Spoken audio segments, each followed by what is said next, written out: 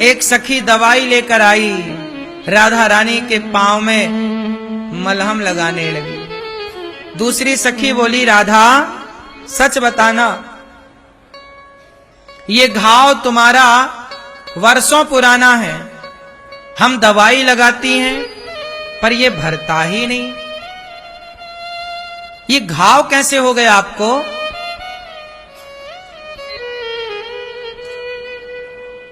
हम दवाई लगाती हैं भरता ही नहीं। राधा रानी के पांव में एक छोटा सा घाव था।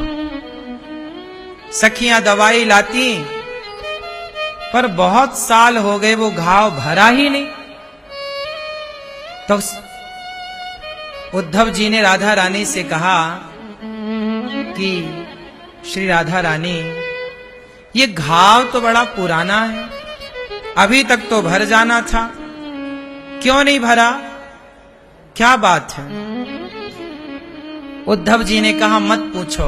राधा रानी ने कहा उद्धव ना पूछो कि ये घाव क्यों नहीं भरा, क्यों, हमें बताइए। तब राधा रानी ने कहा, जब श्याम सुंदर हमें छोड़कर जा रहे थे तो हम उनके पीछे दौड़ पड़ी, तब हमारे पांव में ये चोट लग गई। जब श्याम सुंदर ने देखा कि चोट लगी है, खून बह रहा, तो वो रथ से उतर गए और उन्होंने हमारे पास आकर अपने गोद में मेरे चरण रखकर उन्होंने मेरे घाव को साफ किया और अपने नेत्रों के जल से मेरे घाव को धोया। राधा, मैं जा रहा हूं पर तुम मेरी याद में रोना मत, मैं आऊंगा। जब उन्होंने मेरे पांव को अपनी गोद में रखा और अपने नेत्रों के जल से मेरे घाव को धोया, फिर क्या था? कृष्ण चले जरूर गए, लेकिन कृष्ण रोज आते और मेरे घाव में मलहम लगाते। मुझे डर था कि ये घाव भर जाएगा तो कृष्ण आना छोड़ देंगे, इसलिए राधा रानी बोली कि कृष्ण जब घाव में मलहम लगा कर जाते तो मैं एक लकड़ी उठाती और वो पूरा कुरेद लेती अपने घाव को, फिर ताजा कर लेती। जब तक कम से कम ये घाव रहेगा तो घाव में दवाई लगाने के बहाने कन्हैया आते रहेंगे।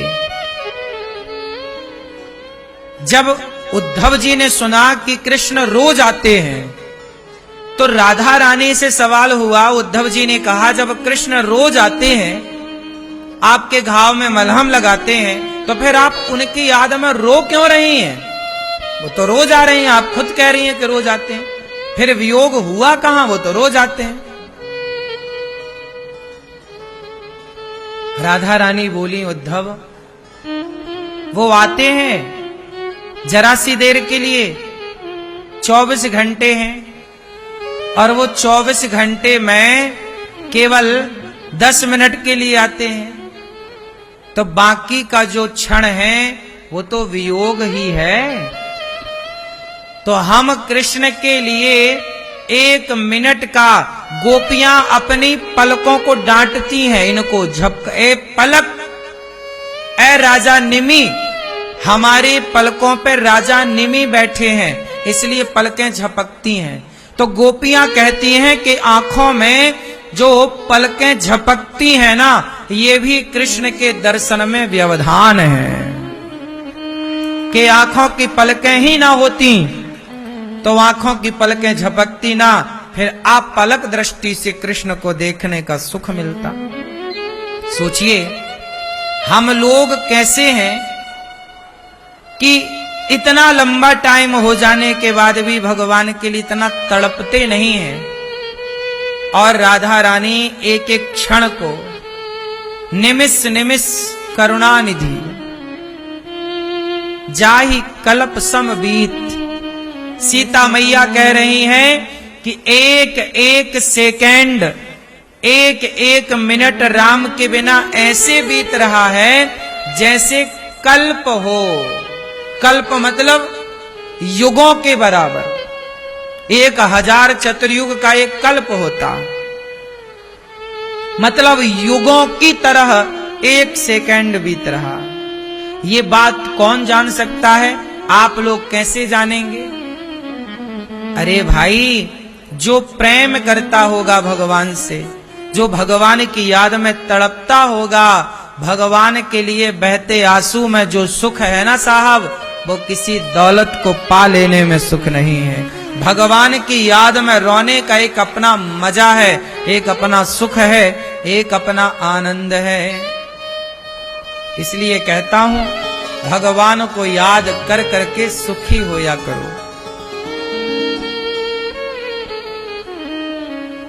उद्धव जी ने कहा कि आपको कृष्ण तो मिलते हैं, हम कैसे माने कि कृष्ण रोज आपके पास आते? कृष्ण तो मथुरा में है।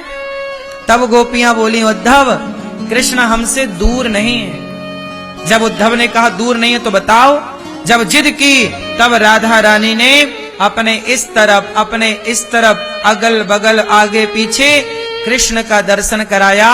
उद्धव जी का ज्ञान बह गया कि मैं तो कृष्ण को मथुरा में देखता था, पर गोपियां तो कण कण में अपने कृष्ण को देख रही हैं। कण कण में कृष्ण है, ये उद्धव जी केवल कह पाते थे, लेकिन गोपियां देख पाती थीं। कह पाने, कहने वाला अलग है और देखने वाला अलग है। कहने वाले को कहने में इतना मजा नहीं है जितना देखने में आनंद है। कह देना तो ठीक है, बहुत आसान है। उद्धव जी ज्ञानी है, पर कहने वाले ज्ञानी है।